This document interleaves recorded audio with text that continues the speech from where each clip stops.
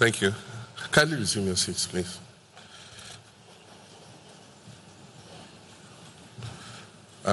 Let me proceed on the protocols that have been so well established by the Master of Ceremonies so that we can save on time. Many years back, in the early days of ICT and all, we had the scandal of the Swedru girls, if you remember. A group of people came down and took pictures of them in the nude and others and promised them that there were people abroad waiting to make travel documents for them to go abroad. And apparently they were selling these nude pictures and publishing them on the web. And so people were surprised to see their nude pictures on the web. And I remember the sensation at that time when some of our newspapers grabbed these pictures and started reproducing them. It created quite an embarrassment for many of these young, innocent girls. And so cyberbullying, cybercrime has been with us for years. With the explosion in the digital space and different kinds of instruments in that space, it's become more sophisticated. And sometimes you just entertain yourself when you hear a very cyber-aware person who they try to scam. And they play along.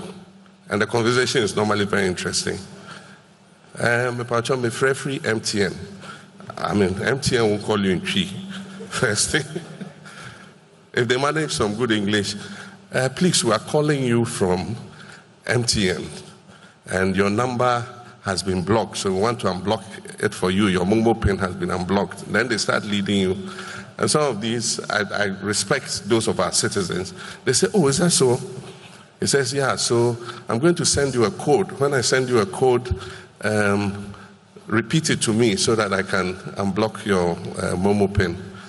The most interesting one is this guy who pretends to be a stammerer and says, so read the number for me quickly. They say, one.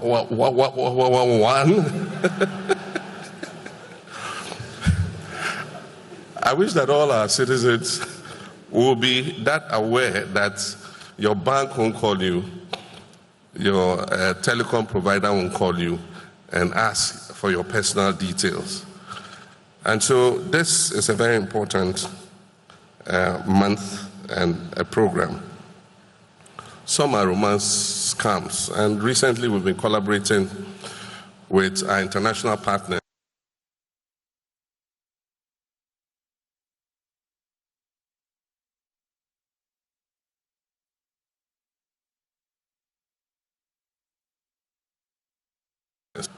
And so we'll continue to collaborate with all our global partners.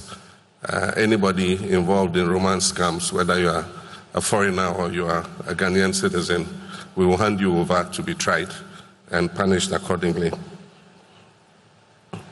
There are also inside jobs. I mean, some people are employed within financial institutions and they manage, because they are in there, to be able to take advantage of the system. And so the Bank of Ghana and the cybersecurity agencies have arrested a few such, and punishment is normally very swift, and the people are sanctioned for what they do. But there are also other forms like hate speech to create division amongst people. People intentionally post messages that will pit one ethnic group against the other. That is also becoming very commonplace, and it's something that our cybersecurity authority and allied agencies must look at. And so these are just a few comments, but my main speech is here, and if you indulge me for a few minutes, I'll lift it on you.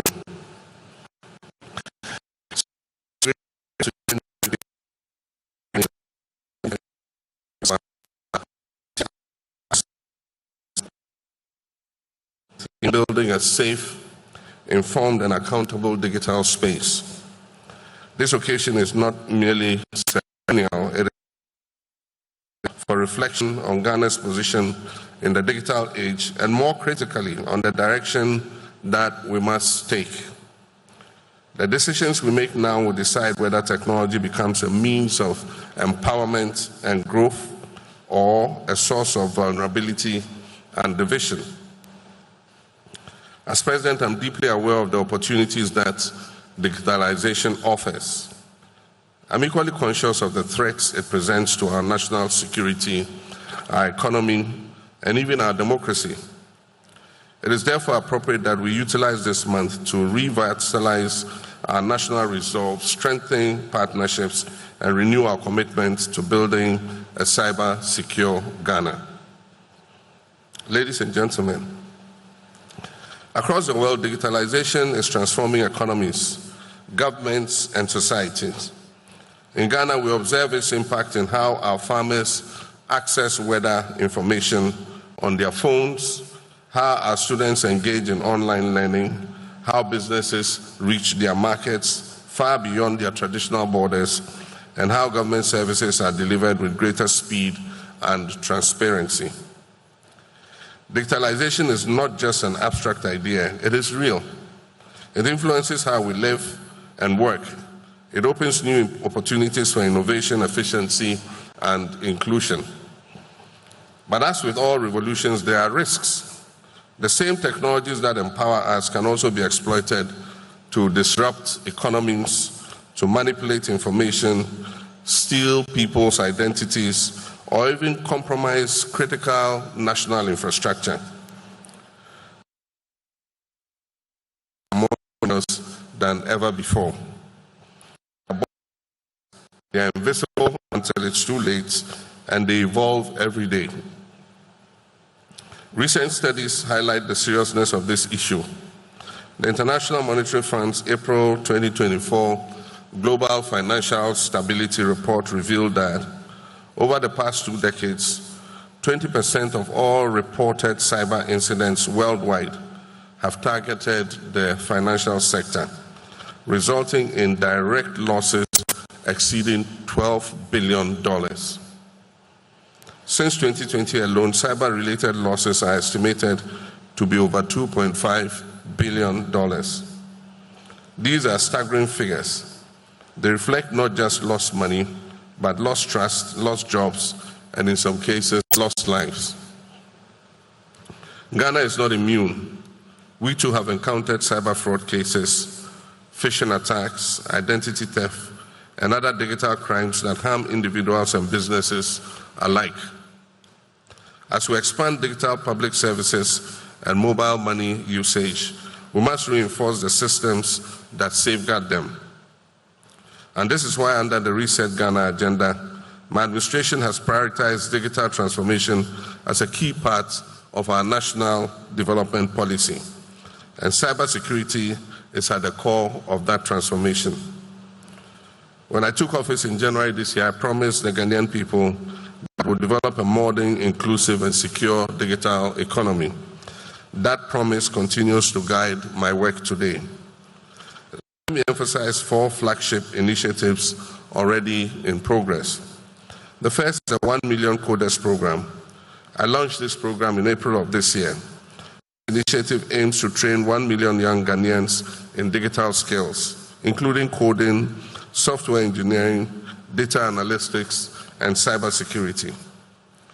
Already, pilot projects in Greater Accra, Ashanti, Bono, and Upper East region are equipping thousands of our youth with tools that prepare them not just for jobs today, but jobs of the future. The second is the Digital Jobs Initiative. This is a public-private partnership aimed at creating sustainable employment opportunity through technology. We're establishing regional digital centers for business process outsourcing and ICT parks to promote innovation in artificial intelligence, cybersecurity, and digital entrepreneurship.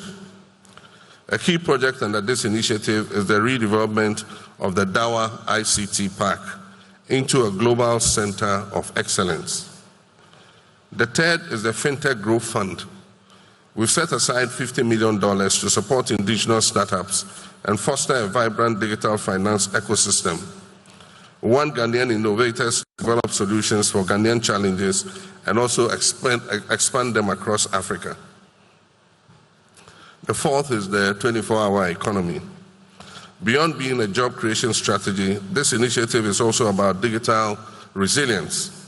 A 24-hour economy means round-the-clock operations. It requires secure systems, constant monitoring, and robust cybersecurity protocols to ensure that businesses, banks, hospitals,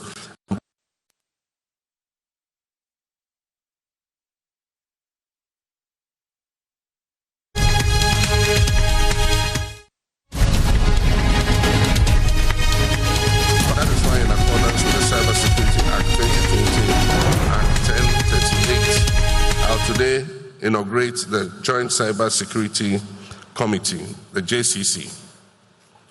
The JCC brings together representatives from across all our security and intelligence sectors to collaborate closely with the Cybersecurity Authority. Its purpose is to ensure coherence, coordination, and proactive measures in our national defense against cyber threats. This is a vital step. Cybersecurity must not be fragmented. It demands unity of purpose, a clear strategy, and disciplined education. Cybercrime ignores borders. A hacker in one country can breach systems halfway across the world within seconds. And that is why Ghana cannot act alone. We must collaborate with the rest of the world. We're already signatories to the Malabo Convention and the Budapest Convention on Cybercrime. These frameworks enhance our ability to cooperate internationally and align our laws with global standards. This landmark treaty equips us with new tools. This October, Ghana will take another historic step. We'll ratify and sign the United Nations Convention on Cybercrime. This treaty equips us with new tools to investigate attacks, prosecute cyber criminals, and protect critical information infrastructure. Notably, Ghana has led efforts to include provisions against online child sexual exploitation and has emphasized the importance of applying international human rights law in cyberspace. Moreover, Ghana has also adopted the Palmol Process Code of Practice, which helps countries address the misuse of commercial cyber intrusion capabilities. As a result, we'll reinforce licensing systems, certify professionals, and approve cybersecurity products to ensure a secure and transparent environment. Distinguished ladies and gentlemen, all these efforts, programs, institutions, treaties will fail if our people are not informed and vigilant. The truth is simple and straightforward. Our citizens are our first line of defense. This Awareness Month is therefore about our people. It is about ensuring every Ghanaian, from the child at school to the trader in the market, from the banker in the city to the farmer in the village, is to ensure they understand the risks of the digital world and know how to stay safe. Through school-based curricula, community training, and public awareness campaigns like the beautiful drama you just watched, we are demystifying cybersecurity. We are demonstrating to our people that a simple click can have consequences, and that vigilance online is as important as vigilance as you walk on our streets. Cybersecurity is everyone's business. Our duty as government is to provide clear policy, institutions, and enforcement. The private sector's duty must invest in cyber resilience and protect consumers' data. Society must advocate government and institutions accountable. And for our citizens, they must stay informed and alert on every occasion. If we all can do our duty together, we can build a cyber resilient Ghana. Ladies and gentlemen, the risks are real. but the opportunities are greater. If we act wisely, decisively, and inclusively, Ghana can be a continental leader in secure digital innovation. And let us all remember, digitalization without security is unsustainable. Innovation without responsibility is dangerous. And opportunity without inclusion is unjust. And so what we seek to build is not just a digital economy, but a digital society, one that is safe, is inclusive, and is accountable. A Ghana that is connected and protected. A Ghana that empowers its youth, supports its businesses, and secures its cyberspace for its citizens. This is the vision of the Reset Ghana agenda. It is a vision of progress with protection, innovation with integrity, and inclusion with justice. And with your support, we will achieve this vision together. And so, it is now my singular honor to declare the 2025 National Cybersecurity Awareness Month officially launched.